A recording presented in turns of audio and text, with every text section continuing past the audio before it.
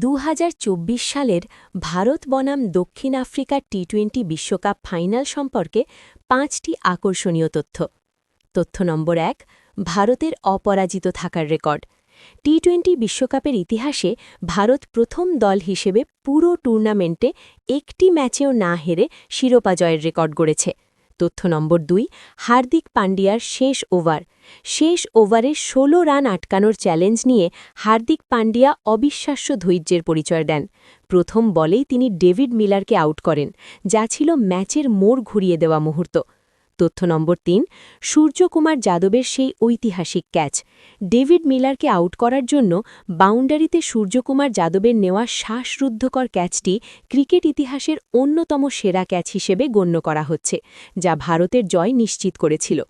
তথ্য নম্বর ৪, রোহিত শর্মার অধিনায়কত্বের মাইলফলক। ২০০৭ সালে এমএস ধোনির পর রোহিত শর্মা প্রথম ভারতীয় অধিনায়ক হিসেবে দলকে টি-২০ বিশ্বকাপ জেতালেন এবং ট্রফির জন্য দীর্ঘ ১৭ বছরের অপেক্ষার অবসান ঘটালেন। তথ্য নম্বর ৫, একটি যুগের অবসান। এই জয়ের পরপরই বিরাট কোহলি এবং রোহিত শর্মা দুজনেই টি-২০ আন্তর্জাতিক ক্রিকেট থেকে অবসরের ঘোষণা দেন, যা ভারতীয় ক্রিকেটে একটি কিংবদন্তি যুগের সমাপ্তি ঘটায়।